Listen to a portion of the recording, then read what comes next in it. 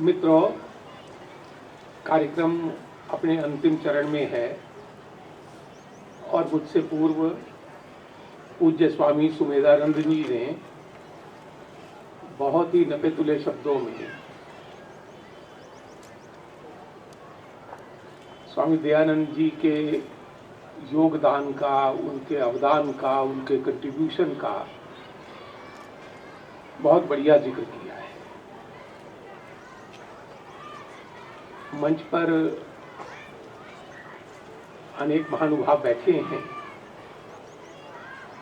पूज्य स्वामी सुमेधानंद जी तो जिसे जीवन प्रभात संस्था के रूप में हम जानते हैं,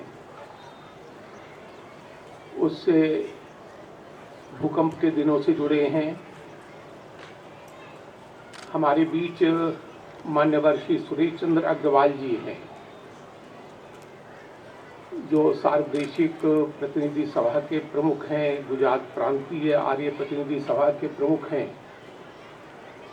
और आर्य समाज संस्थाओं की देखरेख, उसका संचालन, उसका नियंत्रण इत्यादि कार्यों में लगे हैं। हमारे बीच डॉक्टर के.डी. जेसवानी जी हैं, जिनके आदेश को मानकर मैं यहाँ आया हूँ।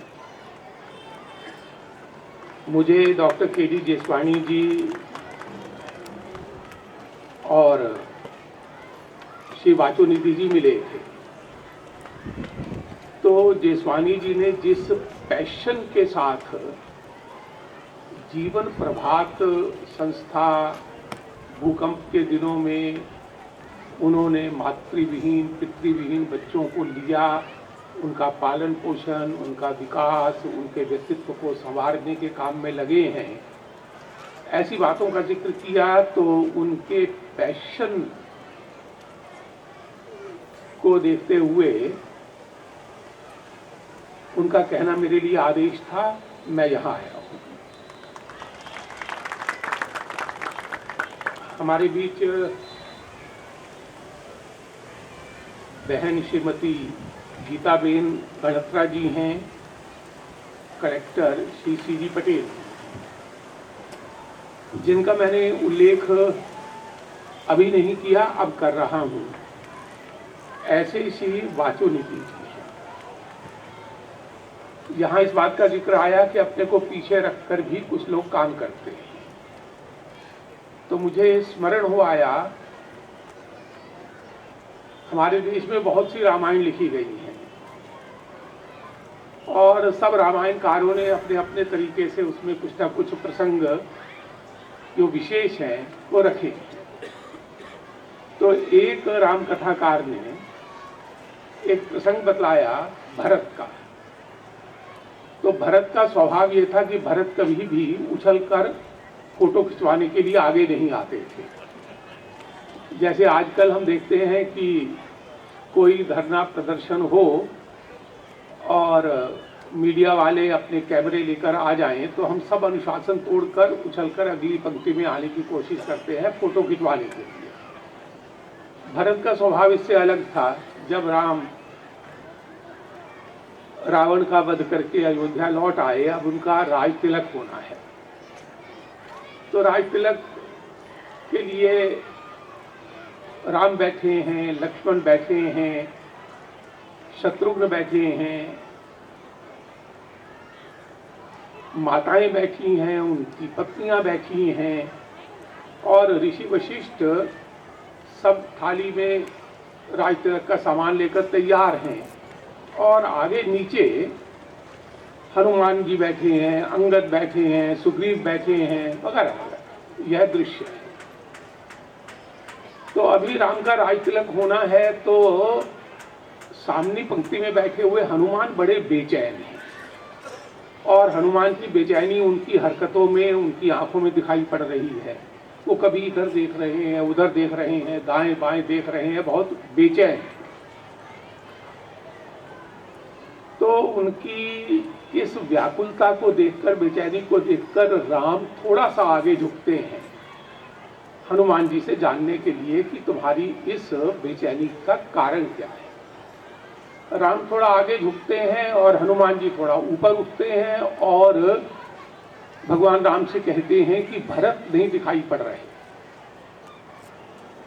तो राम जी मुस्कुरा देते हैं और मुस्कुराकर जरा पीछे की ओर देखते हैं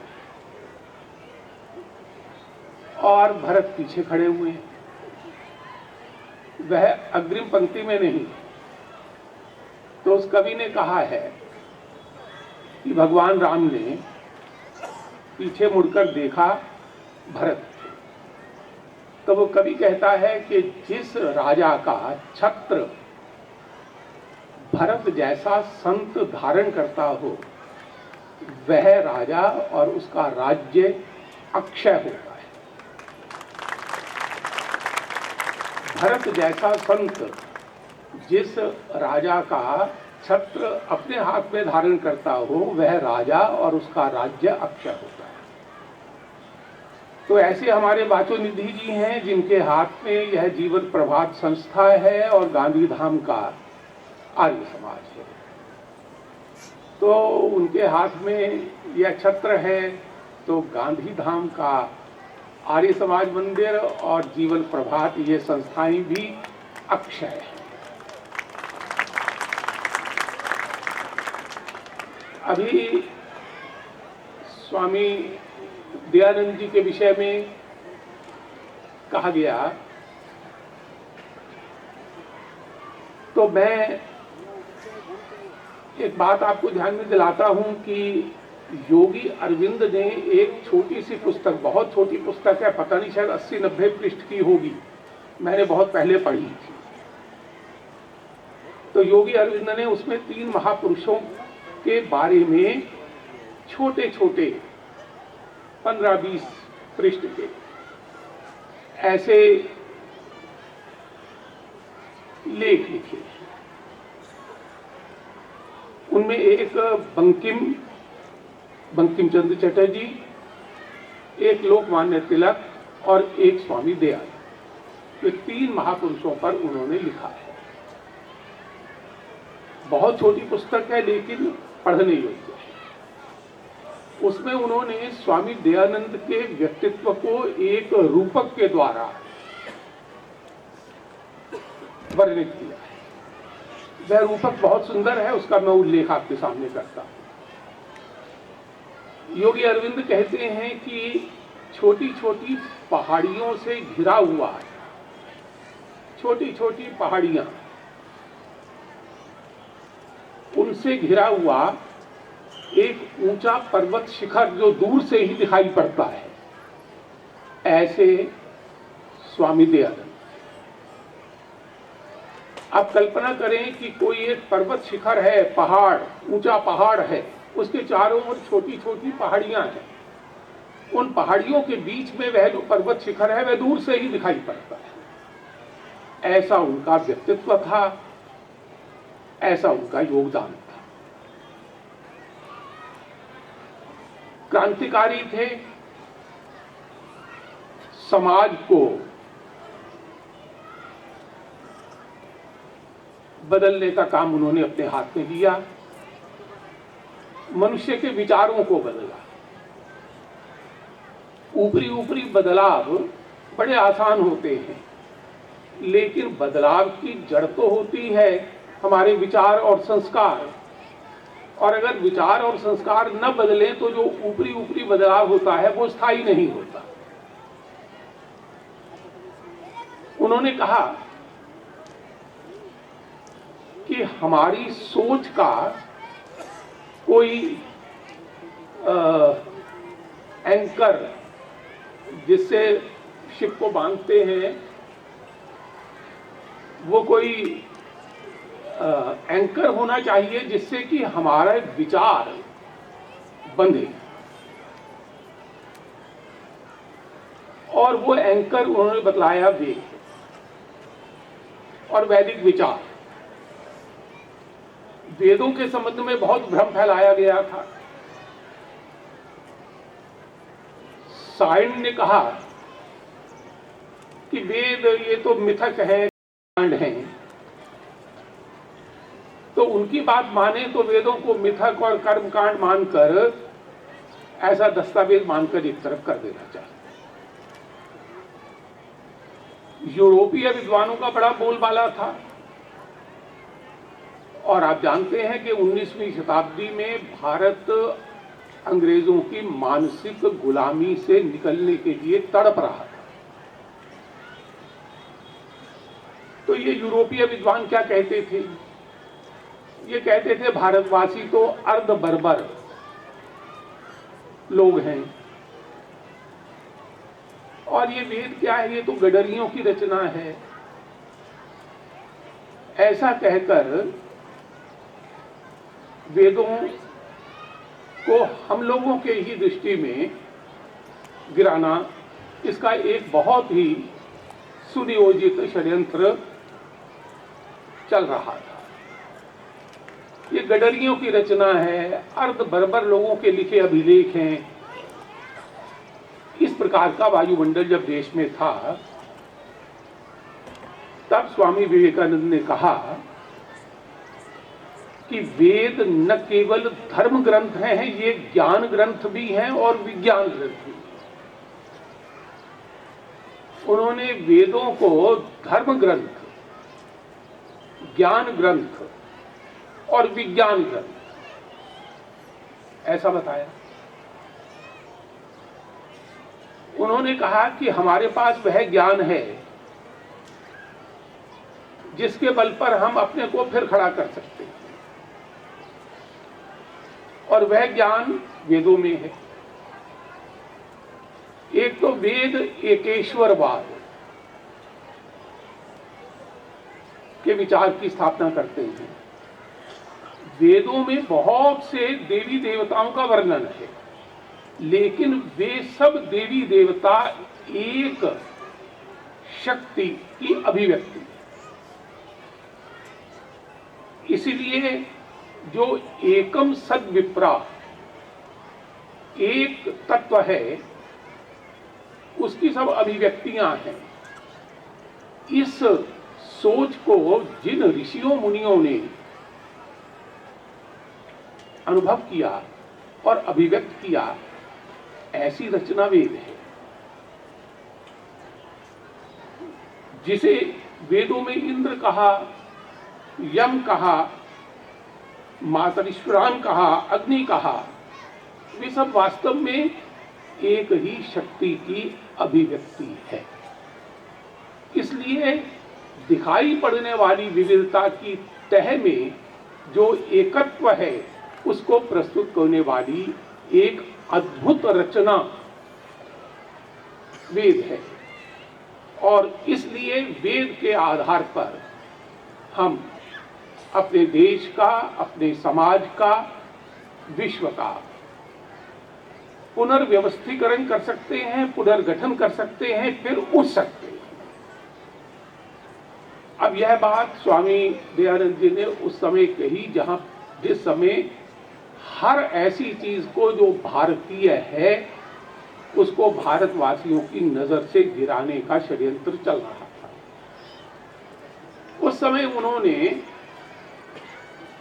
वेद के लिए भारतवासियों के मन में अनुराग जगाया और उन यूरोपीय विद्वानों को चुनौती दी जो वेदों को गडरियों की रचना कहते हैं। यह एक क्रांतिकारी के प्रयास से कम नहीं है। आज हम कहते हैं कि भारत में हो सकता है कि धर्म नीति की बातें हमारे धार्मिक ग्रंथों में रही हों, लेकिन जहां तक विज्ञान और टेक्नोलॉजी की बात है, इसमें तो हम पिछड़े हुए। ऐसी बात कहो तो आज का पढ़ा लिखा व्यक्ति भी मान लेता है इसको। लेकिन स्वामी विवेकानंद ने कहा विज्ञान और टेक्नोलॉजी के मूल सिद्धांत भी हमको वेद और वैदिक साहित्य में मिलते हैं।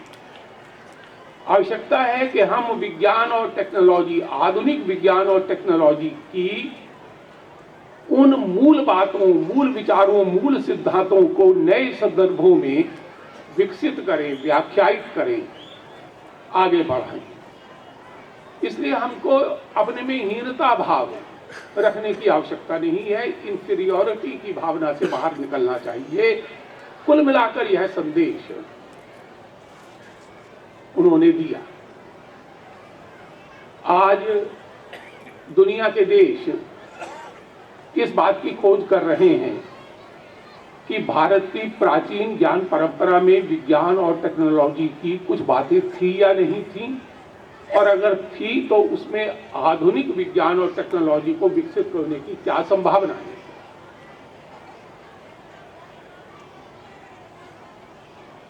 स्वामी दयानंद ने एक और बात कही।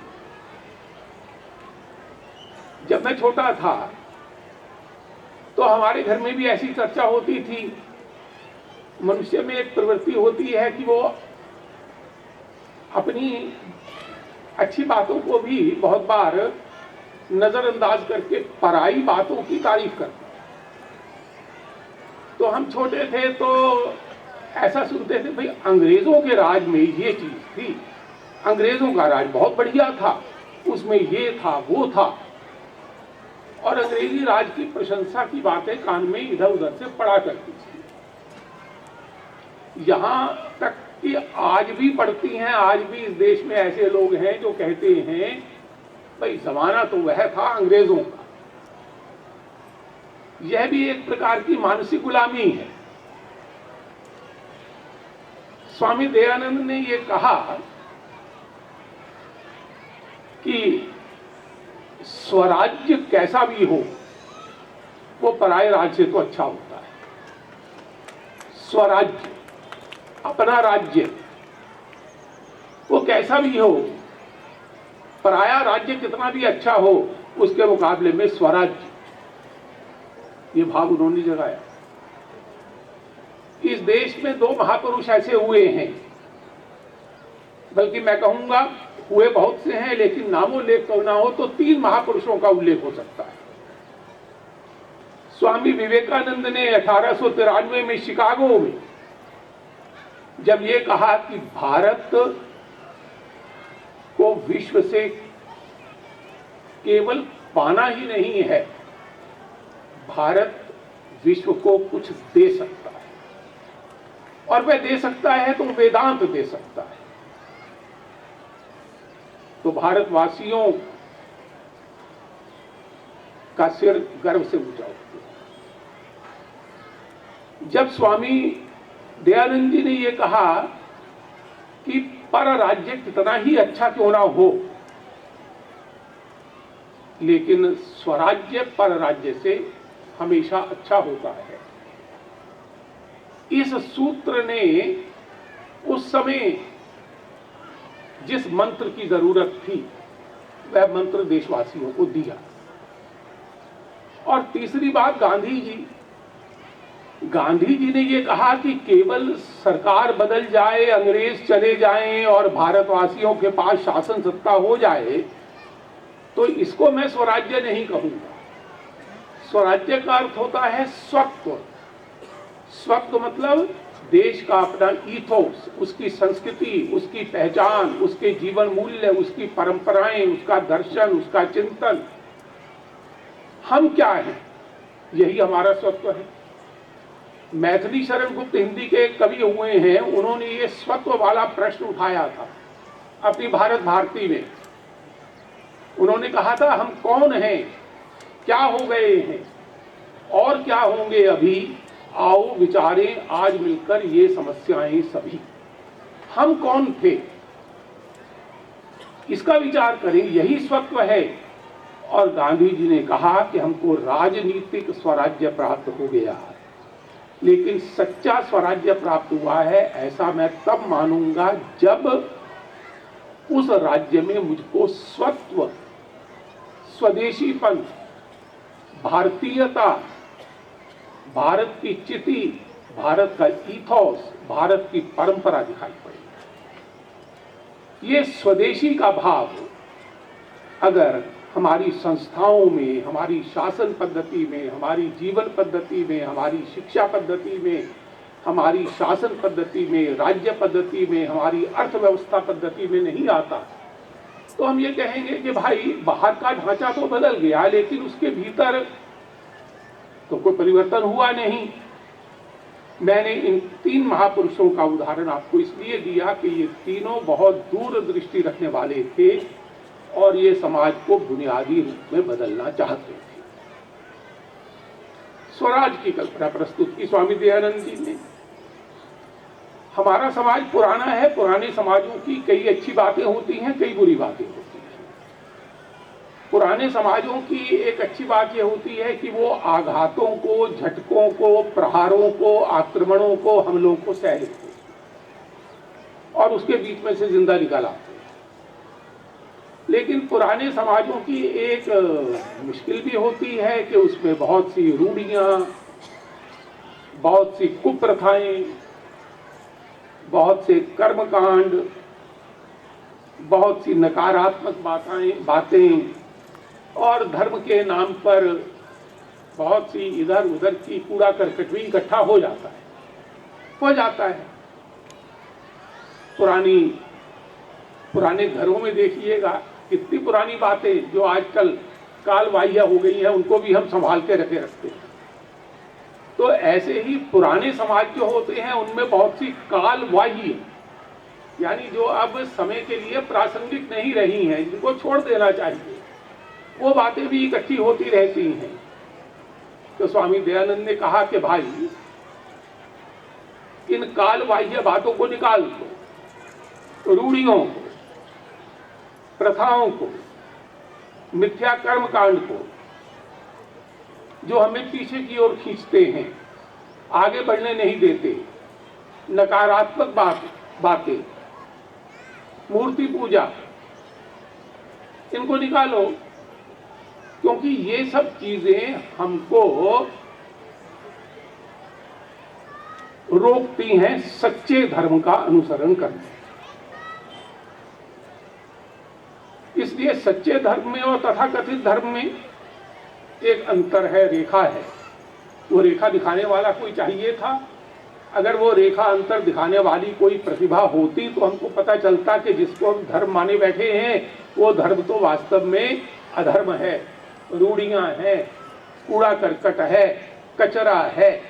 सच्चा धर्म क्या है, इसका भेद करने वाली कोई प्रतिभा चाहिए थी। स्वामी दयानंद जी ऐसी प्रतिभा थी। इसलिए उन्होंने कर्मकांड, रूढ़िवाद, मूर्ति पूजा वगैरह वगैरह इनका विरोध किया। वह आजकल एक शब्द है प्रोग्रेसिव, किसी की वाहवाह करनी हो तो तुम बड़े प्रोग्रेसिव हो। वास्तव में वो प्रगतिशील थे। बाल विवाह का विरोध किया, सती प्रथा का विरोध किया, स्त्री शिक्षा की वकालत की। ये क्या कम बड़ी बात है? हमारे देश में उस समय स्त्री शिक्षा की वकालत करना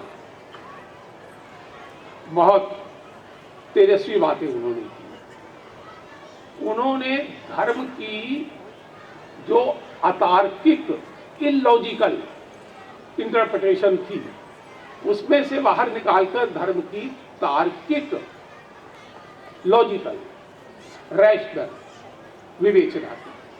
इसलिए स्वामी दयानंद जी को हम अपने देश का एक बहुत बड़ा रैशनलिस्ट कह सकते हैं, जो तर्क से, युक्ति से चीजों को स्थापित करते थे, अतीत के प्रति गौरव की भावना जगाई, जन्म के आधार पर जाति व्यवस्था का विरोध किया, दलित उद्धार की बात कही। ये सब आज हमको चाहे इतने क्रांतिकारी विचार ना लगते हो, लेकिन पलटकर हम अपने को उनके जमाने में ले जाएं तो हमको पता चलता है कि उस जमाने में ये बातें कहना बहुत क्रांतिकारी बात है। यह जो संस्था है, इसकी मैं बात करूं तो उससे पहले मुझे एक बात ध्यान में आ गई। अभी मैं आ रहा था तो आते आते मेरे मन में एक बात आ रही थी कि महान व्यक्ति किसे कहते हैं, what is the definition of a great personality. तो मुझे लगा कि इसकी कोई ना कोई कसौटी है। आप सब भी बैठे हुए सोचिए कि what is the definition of a great man. तो मेरे ख्याल में एक महान व्यक्ति एक तो वह होता है जो वह कहता है उसका आचरण करता है। जो वो कहता है भाषण के लिए नहीं कहता, उसका वो अपने जीवन में आचरण करता है। ये बड़ा होने की पहचान है। गांधी जी को लोग महान इसलिए कहते हैं कि वो जो बातें कहते थे उसका अपने जीवन में आचरण। दूसरी बात है कि महान व्यक्ति वह होता है जो लोगों को प्रभावित करता है, जिससे लोग चमत्कृत होते हैं, जिसका लोग अनुकरण करते हैं, जिससे लोग प्रेरणा पाते हैं, जिसमें दूसरों को प्रेरित करने की और प्रभावित करने की क्षमता हो, उसको महान व्यक्ति कहते हैं। मान लीजिए मैं अपने को बड़ा महान माने बैठे रहूं और मैं किसी एक व्यक्ति को भी प्रभावित और प्रेरित ना कर सकूं तो मैं काहे का महान हूं।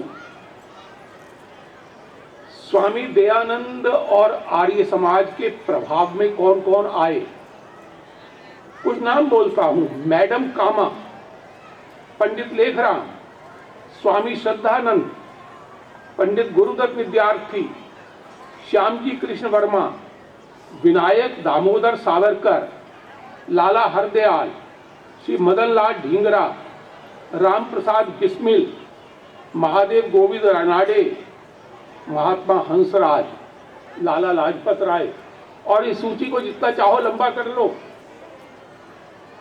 इतने बड़े बड़े लोगों को जो प्रभावित और प्रेरित कर सका, निश्चित रूप से उसका व्यक्तित्व महान होगा। ये दूसरी कसौटी हो गई। और एक तीसरी कसौटी ये है कि जिसका प्रभाव काल की दृष्टि से केवल अपने समय तक सीमित नहीं रहता, बल्कि अपने समय के बाद कितने दूर तक, कितने काल तक उसका प्रभाव बना रहता है, ये महान व्यक्ति को पहचानने की तीसरी कसौटी हो सकती है। ऐसी कुछ कसौटियों की आप कल्पना करें तो उन पर कसने पर स्वामी दयानंद अद्भुत व्यक्तित्व लगते हैं, अद्भुत व्यक्तित्व लगते हैं। थोड़ी बात इस जीवन प्रभात संस्था की करके मैं अपना वक्तव्य समाप्त करता हूं। ये जीवन प्रभात संस्था एक शुभ भावना से, अच्छी भावना से शुरू हुई। भूकंप आया तो जो अनाथ बच्चे हैं उनकी जिम्मेदारी कौन है? संस्था ने आगे बढ़कर उन बच्चों के पालन पोषण, उनके व्यक्तित्व विकास, उनकी शिक्षा, उनकी चिंता, उनकी देख रेख, उनका अभिभावक बनने का काम अपने ऊपर किया। यह वास्तव में धर्म का प्रैक्टिकल रूप है। धर्म केवल तत्व चिंतन नहीं है, धर्म केवल दार्शनिक चिंतन नहीं है, धर्म केवल व्यक्तिगत साधना नहीं है।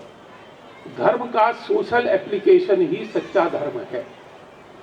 सोशल एप्लीकेशन, और सोशल एप्लीकेशन होता है संवेदना के बल पर, कंपैशन के बल पर, मन में दर्द होती है तो उसके बल पर। यह कंपैशन, यह संवेदना, यह दर्द, यह पीड़ा, इसमें से सेवा भावना फूटती है और सेवा भावना में से जीवन प्रभात जैसी संस्थाओं की गतिविधियां फूटती हैं। संवेदना ही धर्म है। और अगर हम अपने भीतर इस संवेदना को जागृत ना कर पाए तो हम काहे के धार्मिक हैं। इसी धरती के महान वैष्णव कवि श्री नरसिंह मेहता कहते हैं कि वैष्णव जनते तेणे कहिए जे पीर पराई जाने। पराई पीड़ा यही संवेदना है। तुलसीदास कहते हैं परहित सरिस धर्म नहीं भाई, पर पीड़ा सब नहीं अधमाई। परहित धर्म है, पर हम परहित करने के लिए प्रेरित कब होंगे? तब जब हमारे भीतर कंपैशन, और पर पीड़ा सब नहीं अधमाई, और पर पीड़ा के समान अधर्म नहीं। इसलिए जिसको हम धर्म कहते हैं उस धर्म का मूल आधार है संवेदना। यह संवेदना दान के रूप में भी प्रकट होती है, यह संवेदना दया के रूप में भी प्रकट होती है, यह संवेदना सेवा कार्यों के रूप में प्रकट होती है और निराश्रित बच्चों को अपनाकर उनके विकास के प्रकल्प के रूप में भी प्रकट होती है, जो प्रकल्प जीवन प्रभात संस्था की तरफ से यहां चल रहा है। इसलिए अगर जीवन प्रभात संस्था के कार्य को कोई नाम देना हो तो हम इसको कह सकते हैं कि ये धार्मिक कार्य कर रहे हैं, प्रोवाइडेड हम धर्म की परिभाषा करें सेवा कार्य के रूप में। बहुत बड़ा काम है, इस कार्य में ये लगे हैं। मुझे लगता है कि भगवान जीवन प्रभात से जुड़े हुए सभी लोगों को, वाचोनिधि जी को, उनकी पूरी टीम को, उनके सभी सहकारी लोगों को बहुत बहुत शक्ति दे। जहां कार्य किया, फिर पांडिचेरी में कार्य कर रहे हैं, ये मानव निर्माण का कार्य है, ये ऋण होने का काम है, कर्ज से मुक्त होने का काम है। हम सब लोग अपने ऊपर बहुत सा कर्ज चढ़ाए हुए हैं। हमारे यहाँ 3 कर्जों का जिक्र है, देव ऋण है, पितृ ऋण है, ऋषि ऋण है, समाज ऋण है, राष्ट्र ऋण है। कितने ऋण हैं हम पर? समाज का ऋण है, समाज को देंगे नहीं तो उस ऋण से मुक्त कैसे होंगे? राष्ट्र ऋण है, राष्ट्र का कितना ऋण है हम पर, कुछ देंगे नहीं तो कैसे उससे मुक्त होंगे? देकर ही मुक्त हुआ जा सकता है। और मुझे लगता है कि जीवन प्रभात और गांधीधाम का यह आर्य समाज और जिस आर्य समाज की संस्थापना में महान व्यक्तियों की भूमिका रही है, जिसमें हमारे के.डी. जेसवानी जी के पिताश्री की भी भूमिका रही है, वे सब वास्तव में इन कार्यों के द्वारा ऋण से मुक्त होना चाहते थे। इस ऋण मुक्ति के अभियान में हम लोग प्रत्यक्ष या अप्रत्यक्ष रूप में अगर जुड़ सकें तो मैं समझता हूँ कि ये बहुत शुभ कार्य होगा। मैं मंच पर बैठे हुए सभी महानुभाव गणों का बहुत सम्मान करते हुए और आप सबको बहुत धन्यवाद देते हुए अपना वक्तव्य पूरा करने से पहले एक जिक्र इतना कर दूं कि मुझे यहाँ आने पर एक आत्मीयता और अपनेपन का अनुभव इसलिए भी हुआ कि मैं स्वयं हंसराज कॉलेज दिल्ली में, जो डीएवी मैनेजिंग कमेटी के द्वारा चलाया जाता है, उसका विद्यार्थी रहा हूँ, वहाँ पढ़ाता भी रहा हूँ। तो यहाँ आने पर ऐसा लगता है कि एक किस्म से अपनी मातृ संस्था में ही आया हूँ। एक इस प्रकार के रोमांच की और आनंद की भी अनुभूति होती है। बहुत बहुत धन्यवाद, बहुत बहुत आभार। बहुत बहुत